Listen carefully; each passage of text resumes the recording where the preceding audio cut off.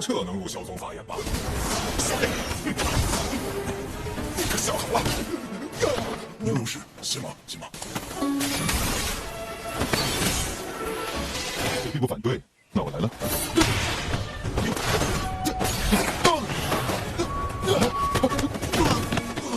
你为什么是从天上过来？风神，告诉他。 Kembali lagi bersama Bang Jago. Seperti biasa, Mimin selalu mendoakan kalian semoga selalu dalam keadaan sehat dan dalam kondisi terbaik ya. Di video kali ini Mimin akan menceritakan sebuah donghua series Nitian Shisen. Tak berlama-lama, langsung saja kita masuk ke isi ceritanya. Cerita dilanjutkan yang masih menampilkan momen penyembuhan Xiao Che yang kini menusukkan semua jarum miliknya pada tubuh sang istri. Dengan sangat hati-hati, Xiao Che menusuk satu persatu jarum akupunturnya menggunakan teknik pengobatannya. Perlahan semua energinya mulai stabil hingga esensi es yang keluar dari tubuhnya itu perlahan juga menghilang. Yang pada akhirnya pengobatan sang suami pun selesai.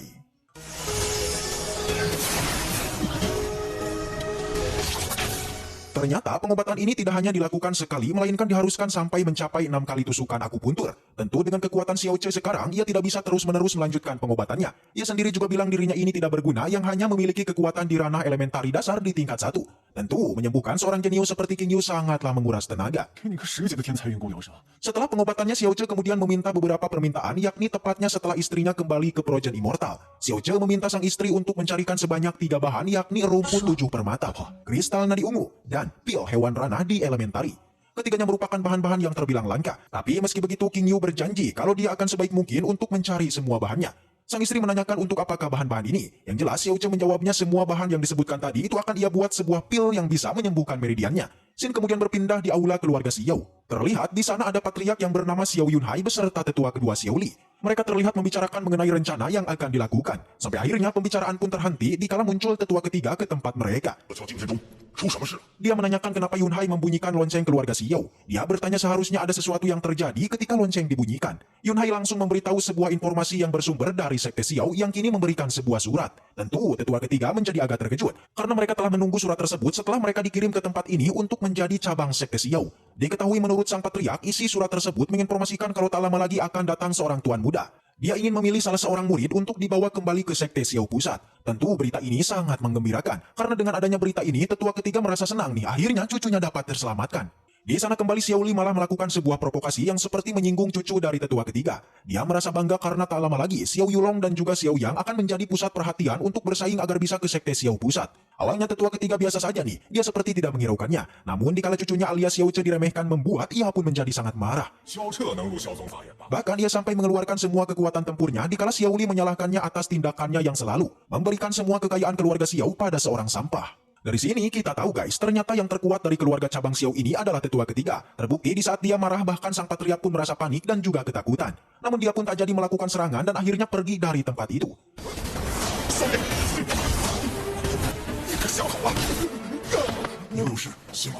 Sin kemudian berpindah yang kini memperlihatkan pelatihan King Yu.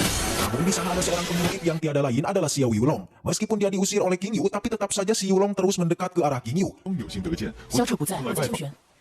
Membuat King Yu menjadi kesal dan akhirnya melakukan pertarungan. Bahkan bisa dilihat kekuatan bertarung dari istri Xiao Che ternyata menakutkan. Terbukti satu tabukan gigi dari Yulong akhirnya patah. Alhasil pertarungan pun diakhiri dengan menerbangkan Xiao Yulong.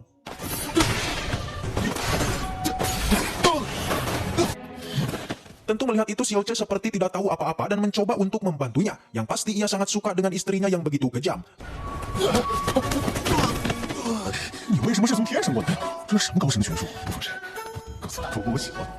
Setelah kejadian itu waktu pun terus berlalu dan kini tibalah waktu di mana adanya tuan muda keluarga Xiao yang akan datang ke tempat ini. Semua orang terlihat menunggu untuk menyambut kedatangannya. Dia adalah Xiao Guangyun. Dari wajah dan kelakuannya, nampaknya tuan muda ini sangat sombong. Dan benar saja setelah memasuki aula di sana ia seperti meremehkan tempat ini. Bahkan dia sampai mengatakan sesepuh keluarga di sini itu bagaikan sampah yang dulunya telah diusir oleh Sekte Xiao. Langsung saja Guangyun mengatakan tujuan kedatangannya yaitu dia ingin membawa satu anggota keluarga Xiao untuk dibawa pergi ke Sekte Xiao. Selain itu ia juga memberikan sebuah hadiah pada keluarga Xiao. Dikatakan hadiah itu adalah bubuk penerobos meridian yakni selain mampu meningkatkan kecepatan latihan, bahan ini juga mampu memperbaiki kerusakan meridian. Tentu mendengar hal itu bibi Xiao menjadi antusias. Ia ingin sekali mendapatkannya yaitu untuk diberikan pada Xiao Zhe. Di sana Kuang Yun kemudian diantar oleh Xiao Yulong ke tempat istirahat.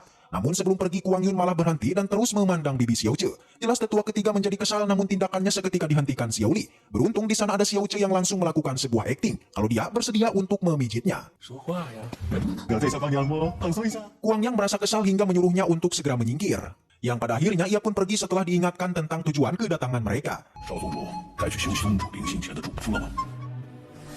Setelah itu di kediaman Kuan Yang ia merasa sangat kesal karena Xiao Zhe seperti tidak menghormatinya. Di sana kembali Kuan Yang diingatkan tujuan kedatangan ke tempat ini untuk sebisa mungkin tidak menimbulkan masalah. Di sana juga kemudian muncul Yulong yang datang menemui Kuan Yang. Awalnya ia langsung mengusirnya namun setelah membicarakan tentang wanita tadi, ia pun lantas terus menanyakannya. Tapi menurut Yulong, Lingxi bukanlah satu-satunya wanita cantik, melainkan ada yang lebih cantik dibandingkan dia. 什么？你说什么？ Si Ulong mengajak Kuan Yang pergi ke kediaman King Yu, tapi seketika ia pun menjadi kaget bukan main kalau ternyata King Yu ini telah menikah dengan sosok seorang sampah. Jadinya karena seperti itu keduanya pun langsung saja mengatur sebuah rencana, yaitu untuk mendapatkan King Yu dan juga Lingxi.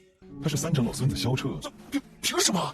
这还有天理吗？本人类的耻辱！谁说不是正义？还我们公道！像我们这种有身份的人，哦对了，还有那个萧灵溪，一次性全搞定。 Xin kemudian kembali berpindah di kediaman Xiao Zhe. Ia terlihat kembali melakukan pengobatannya. Yang ternyata pengobatan Xiao Zhe sudah sampai yang terakhir, artinya dia sudah menusukkan jarum akupunturnya sebanyak 6 kali. Tentu, seperti diketahui, penyembuhan yang dilakukannya memanglah membutuhkan energi yang besar. Jadinya setelah berhasil melakukan penyembuhannya, Xiao Zhe auto pingsan. 大陆竟有如此高人。 大功告成。 King Yu yang melihatnya tentu langsung menolongnya. Menurut King Yu, teknik akupuntur dari Xiao Zhe ini sangat luar biasa. Jangankan di kota Linyun, bahkan di seluruh benua teknik pengobatan Xiao Zhe ini sudah terbilang luar biasa. Menurutnya, esok hari Xiao Zhe harus menampilkan keterampilannya, di mana jika nantinya terpilih, maka dia memiliki kesempatan untuk memperbaiki meridiannya. Namun menurut Xiao Zhe, sekte Xiao ini tidak mampu untuk memperbaikinya, jadinya ia tidak akan mengikuti persaingan tersebut. 哎呀，萧宗那是行不通的。 Pada malam harinya terlihat ada bibi Xiao Yu yang melakukan pergerakan mencurigakan. Ternyata dia akan melakukan pencurian untuk bahan langka yang bisa menyembuhkan Xiao Zhe. Keesokan harinya waktu pemilihan pun tiba. Semua murid sudah berkumpul di tempat itu. Sang patriark mengumumkan semua informasi yang telah dibawa oleh Tuan Buddha, yakni sekte Xiao akan membawa seorang praktisi untuk dibawa ke sekte Xiao. Namun sebelum dimulai, Kuan Yang terlebih dulu meminta sang patriark agar dia membawa hadiah yang diberikannya kemarin. Ia ingin bubuk penerobos dihadiahkan saja pada pemenang kompetisi hari ini. Namun hal itu tidak digubris sang patriark karena kenapa? Ya, karena bubuk penerobos tersebut telah hilang dicuri dari dalam apotek. 你不会是心疼是保真保管？可是刚才是什么？快拿出来！不见了。 Tentu Kuan Yang yang mendengarnya menjadi agak kaget. Ia langsung saja meminta penjaganya untuk mencari bubuk tersebut. Karena di dalam kotak itu ada sebuah segel yang bisa dilacak dengan keterampilan keluarga Xiao. Alhasil tak memerlukan waktu yang lama, sang penjaga pun akhirnya menemukannya. 谁？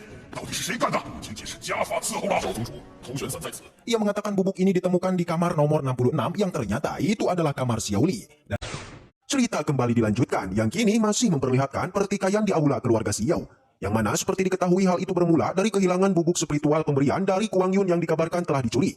Kemudian karena kotak obat itu memiliki sebuah formasi rahasia keluarga Xiao, jadinya dengan mudah pengawal Kuan Yun menemukan letak obat itu berada. 盒子，你是在哪里找到 Di？ mana pengawalnya mengatakan obat itu berada di kamar tidur nomor 66. Sontak saja mendengar itu Xiao Li menjadi kaget, begitupun dengan anaknya. Yang mana mereka terkejut karena nomor kamar yang disebutkan merupakan kamar milik Xiao Lingxi. Memang benar jika kita melihat gerak-gerik dari Lingxi sebelumnya, memang ia berniat untuk mencuri obat itu. Tapi nampaknya dari reaksi Lingxi, ia seperti tidak melakukannya guys. 不是我， Xiao Zhe kemudian merasakan bahwa hal ini ada sesuatu yang janggal, yaitu ada orang yang ingin menjebak bibinya. Patriark keluarga Xiao ia menjadi tak menyangka hingga terus bertanya-tanya kenapa Lingxi mencurinya. Lingxi mengatakan kalau dia tidak mencurinya, dia merasa bahwa masalah ini pasti saja ada yang salah. Namun karena obat tersebut telah ditemukan di kamar Lingxi, jadinya sang patriark pun sudah enggak bisa lagi percaya kepadanya.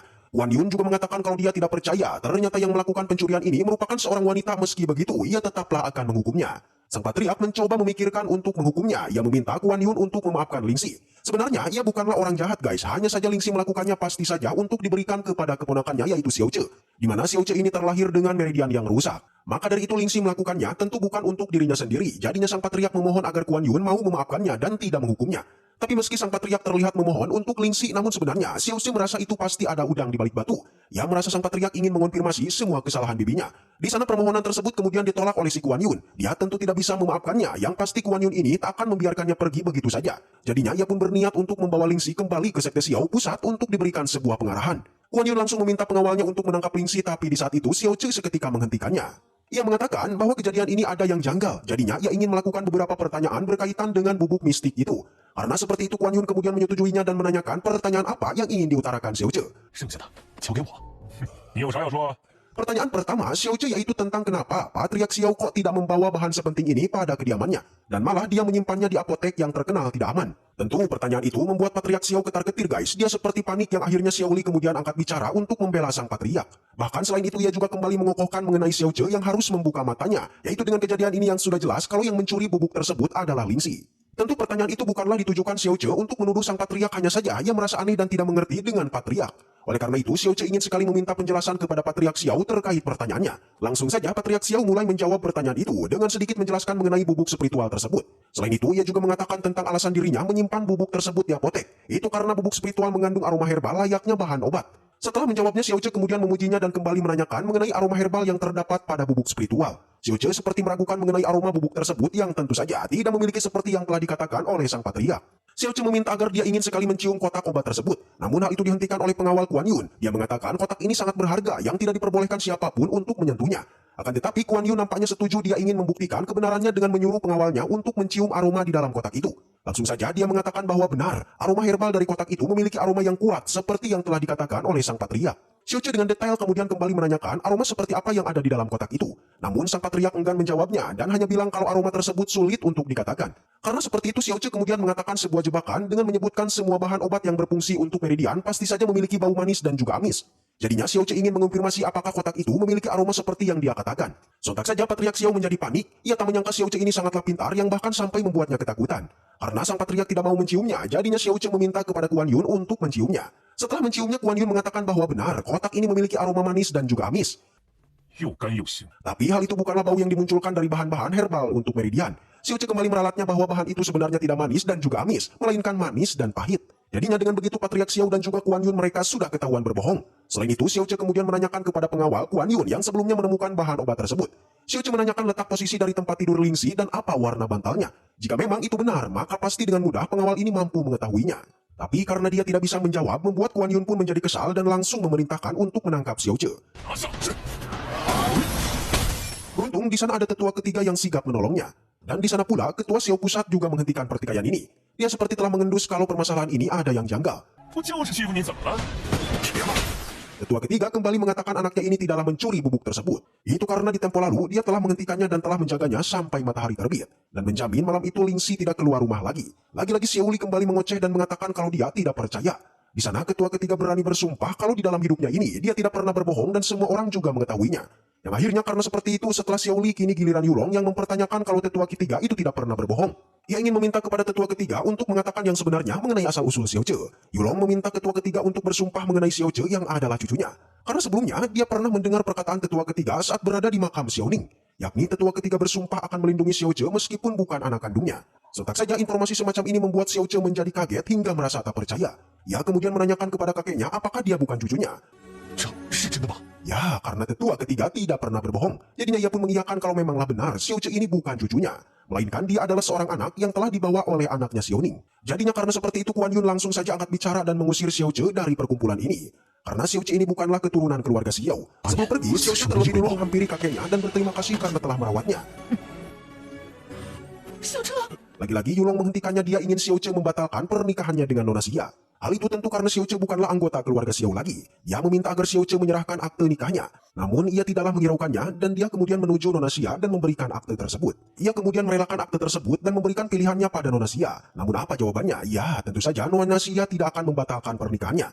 Alhasil karena seperti itu Kuan Yun menjadi kesal dan meminta kepada penjaganya untuk merebut akte itu dan menghancurkannya. Dan akhirnya pertarungan pun terjadi. 轮不到外人知会。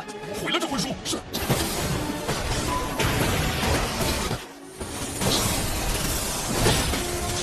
Beruntung di saat Nona Xia akan diserang, tiba-tiba muncul sebuah serangan yang menyelamatkannya yang tentu saja itu adalah dirinya. Dengan satu serangan saja, gurunya ini mampu meratakan pengawal Kuan Yun hingga tewas. Semua orang yang melihat ini menjadi sangat kaget bukan main. Bahkan sang patriark keluarga Xiao terkejut dengan kehadiran praktisi yang sangat kuat.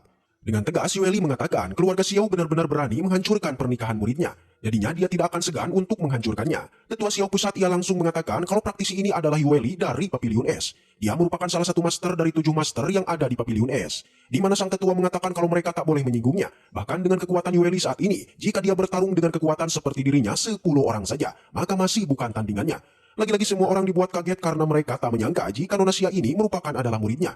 Tentu si Kuan Yun menjadi ketar-ketir yang meminta maaf karena telah mengganggu muridnya. Ia mengungkapkan rasa tidak tahunya kalau Nona Xia adalah muridnya. Di sana Yueli kemudian langsung mengajak muridnya untuk segera pergi, tapi sebelum pergi, Nona Xia meminta gurunya untuk melindungi Lingxi dan juga kakeknya. Karena masalah ini disebabkan oleh dirinya. Seketika Yueli pun bergerak dan membantai satu praktisi mereka. 将这个偷盗通玄伞的窃贼拿下！ Awalnya ketua Xiao pusat merasa tak terima karena Yueli telah mengganggu masalah keluarga Xiao. Namun ia menjadi terdiam dikala Yueli mengatakan tentang aturan keluarga Xiao yang sangat aneh. Yakni seharusnya seseorang yang mencuri di sekte Xiao seharusnya ia juga diberikan hukuman di sekte Xiao ini. Dan seharusnya hukuman tersebut itu diberikan oleh Patriark Xiao dan bukan oleh Tuan Muda keluarga Xiao pusat. Karena seperti itu sang Patriark mengatakan hukuman Lingxi yaitu dikurung selama 15 tahun. Tentu sang ayah ingin melindunginya, jadinya ia juga bersedia menerima hukuman karena telah gagal untuk mendidik anaknya. Dan akhirnya masalah pun selesai, Nona Xia dan gurunya akhirnya pergi. 我要杀了你！ Xin kemudian berpindah di tempat Xiao Che. Dia saat ini tengah berada di dalam sebuah gubuk. Ia mengingat semua kejadian demi kejadian yang telah menimpanya. Selain itu, pada saat ini Xiao Che bertekad untuk terus menjadi kuat demi membalaskan dendamnya kepada Xiao Yulong. Tak disangka di saat itu tiba-tiba ada sebuah pergerakan dari tangannya. Yang ternyata itu membentuk sebuah pil yang tentu saja sangatlah kuat. Lalu pil apakah itu guys? Apakah pil itu mampu membuat kekuatan Xiao Che meningkat? Dan ya, karena ceritanya sudah usai, maka dari itu Mimin akan lanjutkan cerita ini di minggu depan. Baiklah, mungkin segitu aja untuk pembahasan kali ini. Dan semoga kita selalu diberikan kesehatan untuk mengawal manga ini. Dan sampai jumpa di video selanjutnya.